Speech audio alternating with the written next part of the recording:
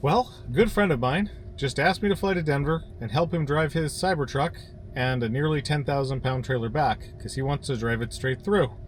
So, of course, I said yes. So now I have 2 hours to go get on a flight so I can fly out there and then get in his truck and drive it straight back. So I get to be in Denver for all of, I don't know, an hour. And hopefully get some coffee before we go drive, I think 40 hours back. So this will be a relatively short video compared to our other road trip videos because I'm not bringing all the camera equipment, so I will have all of my phone for taking videos for this one. But still look over our normal stops, take a look at if we do or don't have to drop the trailer, and then at the end I'll go over what our charging stats were and our road trip stats were for this trip. It should be a little bit interesting in how it plays out because he will have the Cybertruck at basically its maximum weight. He's loading up the bed, as well as that trailer will be running at 10,000 pounds, or just a hair shy from there. So we also expect that we are going to have cold and rain for the first third of this trip. And as any of you know that drive electric vehicles, cold and rain are both the nemesis of range. So we will expect that we are going to get something less than 100 miles per hop. We've towed with this trailer before when it was nice and warm out and not windy, and easily get 100 to 130 miles a hop, but I don't think it's going to play out this way for this one, but we'll see. So stick around and let's see how this trip goes.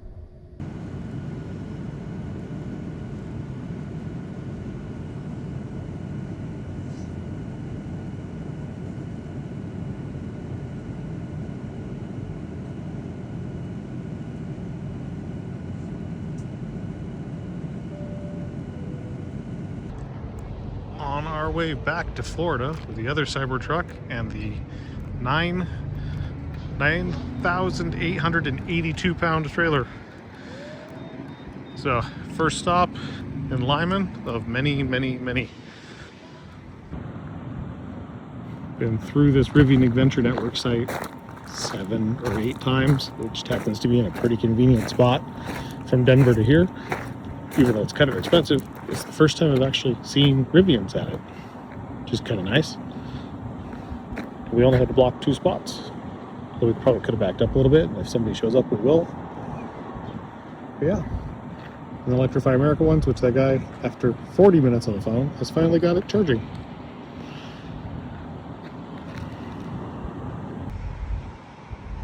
Oakley, Kansas. Well, this is a first. Normally, when we come in here, we try to tuck in at the end there so we don't block any chargers really, except maybe the 1 or 2. Except there's somebody else towing, also blocking chargers. I think this is the first time we've seen somebody else towing anywhere we've been, much less at a Tesla site. It's pretty funny.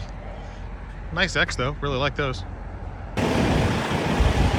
Changed our routing plan, so now we jump to Russell instead of Hayes because it makes a better jump overall, speed things up. It got cold and windy and nasty out, so want to carry just a little bit of extra reserve. Plus we love these chargers. So moving on from here in a couple of minutes.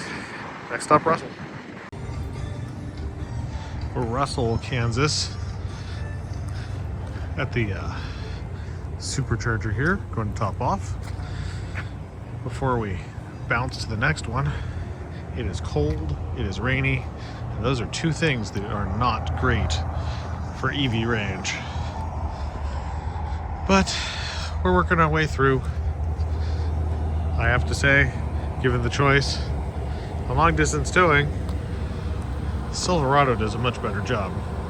The Cybertruck will do the job, and it's totally capable of it. It actually tows a little bit better than the Silverado does, but just the larger battery in the Silverado makes a significant difference. 100 miles versus 200 miles a hop just feels different in the run. Okay, let's go find our next stop. I think we're going to Salina. Salina, Kansas. Our next stop is Topeka. It's one of these really nice GM Energy stations.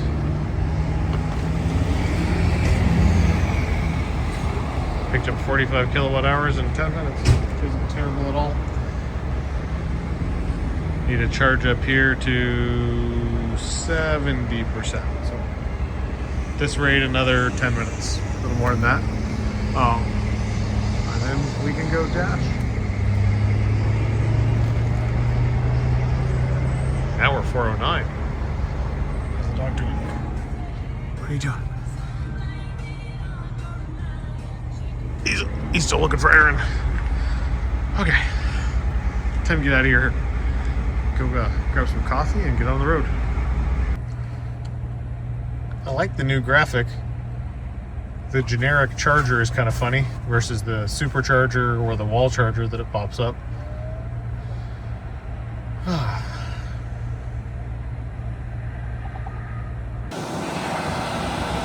Well, another new first. This one's set up where it's just a gas pump, basically, at the end, which actually turned out pretty good. Hummer EV charging, we're cooking away. I think this has a split share of cabinets. I guess we were only getting 87, but she's starting to taper, and now we're at 115. It says they're all 4 350s, which just isn't true. But we're in Maple Hill, Kansas. Couldn't quite make it to Topeka. Probably hear the water on the road with the rain.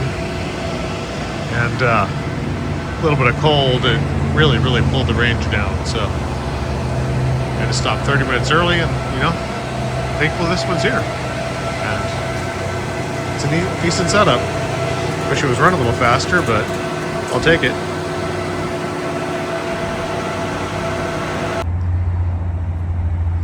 A.m.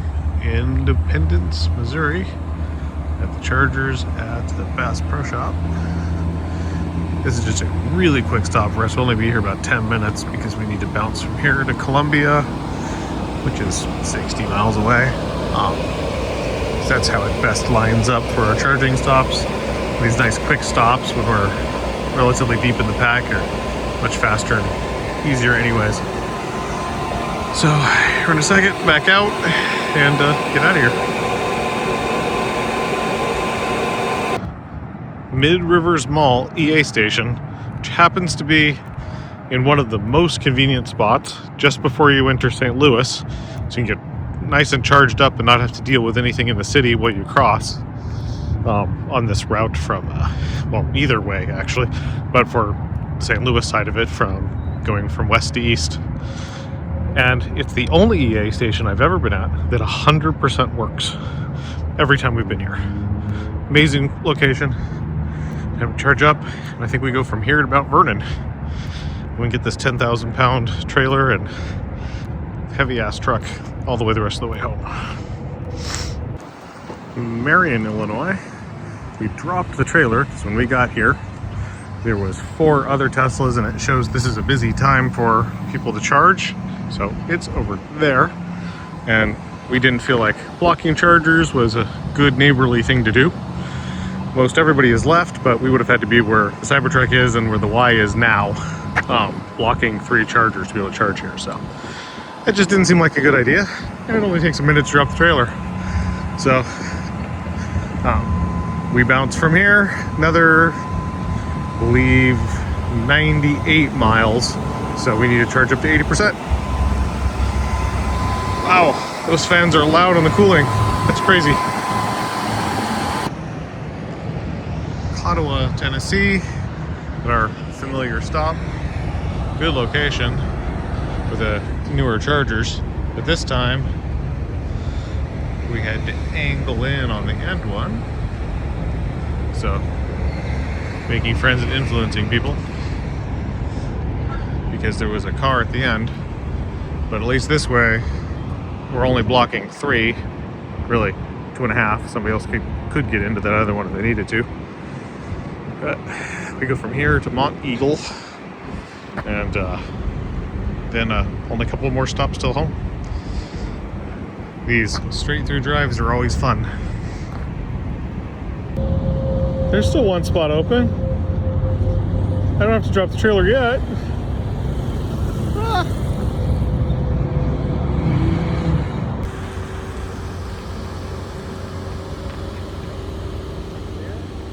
think you're good. Go.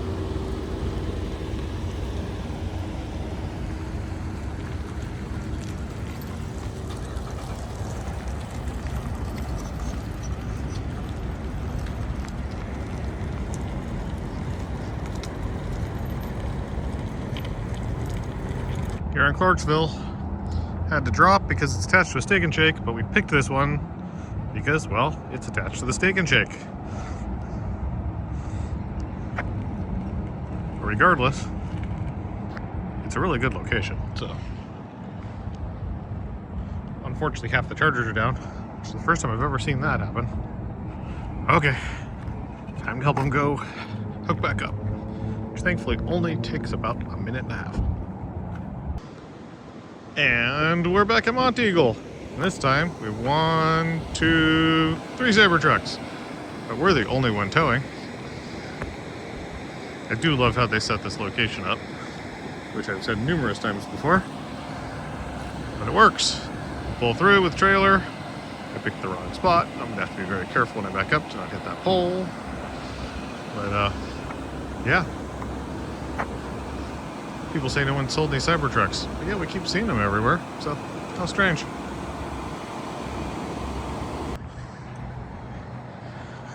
It is 3:58 in the morning. We are nearly home at East Point, Atlanta. We've got one more stop at a Buc-ee's on the way down, maybe Gainesville to top off, just supposed to be safe because it's a little cold out, but it's getting warmer. This is a huge location with a little bit of everything. In a Lowe's parking lot, of all places. But, nice trailer pull-through. So that's good to know, because this takes you on the outside loop around Atlanta. Yeah, almost home, and almost 4 a.m. So, time to go figure out where we're going next. The sun's finally back up.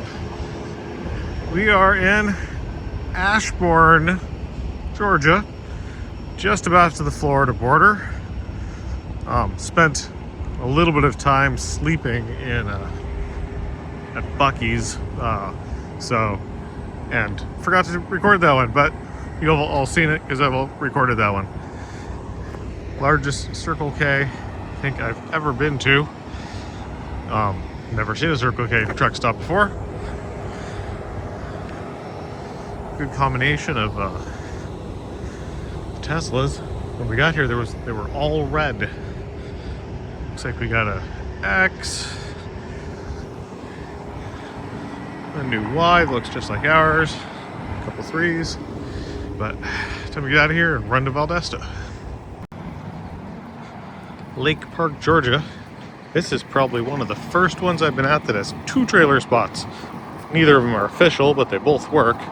One here on the end, and one down where we are at the other end. Good location. It's got a Winn-Dixie, a couple of gas stations around it. It wasn't Sunday, a Chick-fil-A. Just about 180 miles from where we're dropping the truck and trailer off. Oop, and then I'm trying to get run over by a gas car. But we get to jump from here and go to the Ocala charger, I think. Go from there. So, Lake City Supercharger. On the plus side, there's a nice little dog park. On the minus side, it's attached to the truck stop. The entrance, you have to go through the trucks only entrance, which gets badly blocked by trucks trying to get in and out. People don't know which side they're supposed to be on. Hint, the single Model 3 is on the wrong side. When we got here, all of the Teslas were on the wrong side until they saw us park over here. We had to drop the trailer, but you know, that is what it is. And half of the stalls are only running at 25, which I've now recorded. But overall, this is probably the worst Tesla Supercharger location that I have ever seen. Like, check this out. When the trucks back up for fuel, that's the entrance. They were backed up to the street earlier, 3 deep, and everyone was trapped in here for almost an hour. So that, you know, is not ideal by any stretch of the imagination. It finally emptied out, So we're gonna leave not even fully charged before we get boxed in again. But that's why the station is full. So, all kinds of fun. And we're off. Our last stop, Ocala, Florida, before home. About 70 miles left, it turns out, from here. So, just need a quick 15-minute charge. So we have something left when we get that home.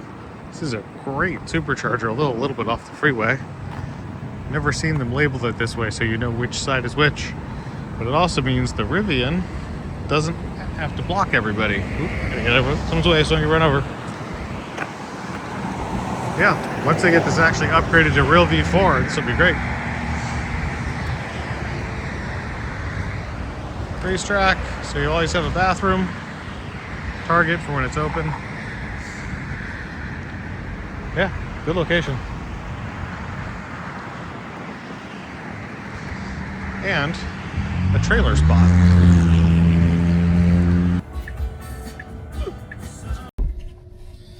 Okay, so we're back. It's the next day because I got back and needed sleep. But did the trip successfully. It was long. It would have been a more pleasurable drive in the Silverado from a total driving distance perspective, but stats still came out interesting. We covered a total of 1,857 miles with a total driving time of 33 hours. So interesting stat, because this is how it almost always came out with the RV on diesel, and actually pretty close to what it came out to with the when I was towing with our GMC 2500 as well, because we tended to drive a little slower to save fuel. Diesel's expensive. Our trip average, including charging time, was 55.9 miles per hour. Total energy used was 2.3 megawatt hours, and our average consumption was 1,281 watt hours per mile. That's what 1.2 kilowatt hours a mile. If I'm wrong about that, I'll put it here, I guess. We had 35 trip segments, but that includes stopping for food and a couple of other things. We had a total of 18 charging stops. Our maximum state of charge range that we did on it, which was at our first hop, was from 10 to 3%, or sorry, from 100 to 3%. Our longest leg was 93 miles, which was also that one, and our fastest leg was at 63 miles per hour average, and that leg was all of 61 miles. Our best efficient leg was at 991 watt hours per mile, which was the drop down from Georgia into Florida. Just losing a lot of elevation there. Overall, it's an easy trip. You can tow with electric vehicles. If I was towing, and I do a lot, all the time, the 4WT is the better option. 200-mile hops without trying. The cadence of those drives feels like driving with a gas truck or a lower-end diesel truck. And really, the stop hops are about my maximum before I want to get up and walk around anyways. The Cybertruck actually tows better than the Silverado does, but its range is neutered by the fact that they put a battery in it that's about 80 kilowatt hours too small. If you were towing locally, like most people do, within your range bubble, Cybertruck is superior to the Silverado in almost every way in towing. So I would go with that route if what I was doing was towing 100 miles, take my boat to the lake or otherwise. But when it comes to long distance towing, like we tend to do quite a bit, 1,000 miles plus for most of our hops, Silverado wins. Like I said, shorter hops, the Cybertruck wins all day. Well, thank you for watching. Like and subscribe if you want to see more. We have another trip with the Silverado that we'll be doing similar route, but avoiding superchargers like the plague because they tow very poorly with Silverado. Towing a bunch of kind of random goods back from Denver. So that one will be up in a couple of weeks. Thank you again for watching.